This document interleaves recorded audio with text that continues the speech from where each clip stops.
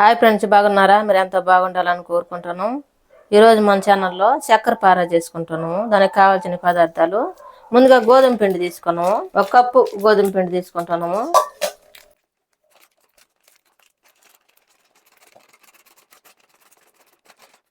చూసారా, 1 కప్పు తీసుకున్నాము. ఇది ఒక బౌల్లోకి తీసుకోవాలి. తగినంత సాల్ట్ వేసుకోవాలి. మనం చక్కెర పార అంటే చక్కెర ఏమి వేయట్లేదు. దీంట్లో కొంచెం సోడా ఉప్పు వేసుకోవాలి.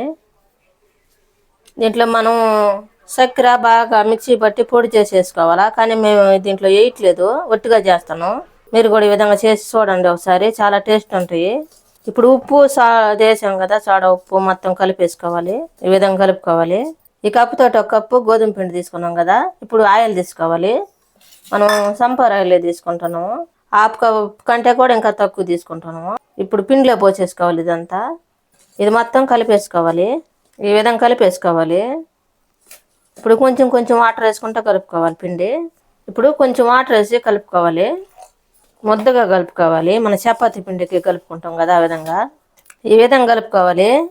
ఇది ఈ విధంగా కలిపాం కదా, పక్కన పెట్టేసుకొని ఇప్పుడు దీనికోసం మనం ఆయిల్ వేడి చేసుకున్నాము. ముందుగా స్టవ్ వెలిగించుకొని బాండీ పెట్టుకోవాలి. ఆయిల్ పోసుకోవాలి.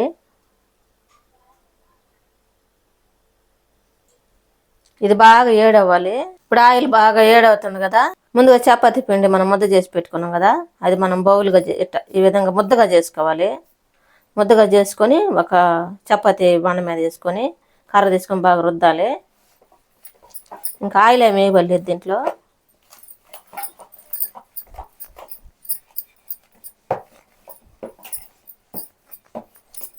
ఈ విధంగా చేసుకోవాలి.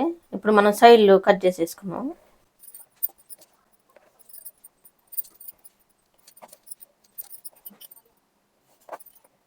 ఈ విధంగా మొత్తం తీసేసుకోవాలి సైడ్లో ఉన్నాయన్నీ. ఇప్పుడు మనం కట్ చేసుకున్నాం దీన్ని పీసులుగా.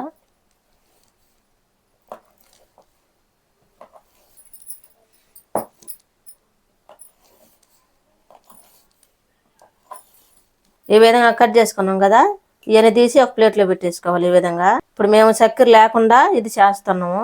ఒకసారి చేసి చూడండి మీరు కూడా. ఏదన్నా షుగర్ ఉండేవాళ్ళు కూడా తినొచ్చు ఇలాగుంటే. ఇప్పుడు మనం ముందుగా ఆయిల్ బాగా ఏడైంది, స్టవ్ ఆపేసుకొని ఇప్పుడు ముందుగా మనం కట్ చేసుకున్నాం కదా, అవి వేసేసుకోవాలి ఆయిల్లో.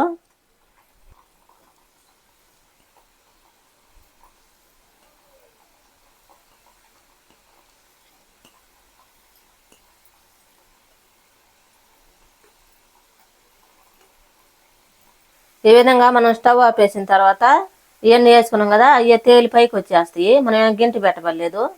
బాగా పైకి వచ్చిన తర్వాత ఇంకొక సైడ్కి తిప్పేసుకోవాలి. అవి కలుపుకునేటట్టుగా ఈ విధంగా మొత్తం తిరగేసుకోవాలి.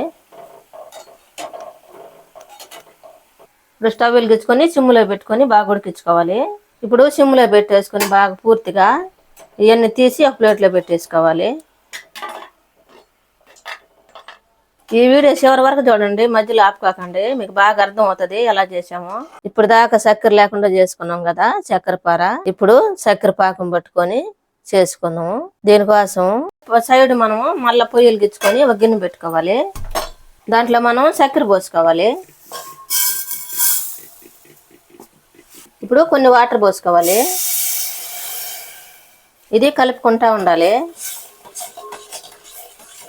మన చక్కెర కరిగేదాకా కలుపుకోవాలి. పాకం రావాలి కొద్దిగా, మన తీగ పాకం వస్తే సరిపోతుంది. ఇప్పుడు మనం చక్కెర అంతా కరిగేదాకా కలుపుకున్నాం. అవి తీసి పక్కన పెట్టేసుకున్నాం కదా, ఈ చక్కెర కరిగేదాకా కలుపుకోవాలి. స్టవ్ ఆపేసుకోవాలి. స్టవ్ ఆపేసుకొని చూడండి, ఇదిగో ఆ విధంగా జిగురుగా కొంచెం ఆ విధంగా వస్తే సరిపోతుంది.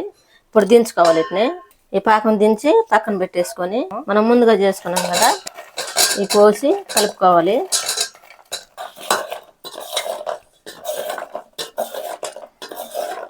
ఈ విధంగా కలుపుకున్నాం కదా, అంత మన చక్కెర పాకంలో వేసి కలిపేసాం కదా, ఇప్పుడు తీసి ఒక ప్లేట్లో తీసేసుకోవాలి.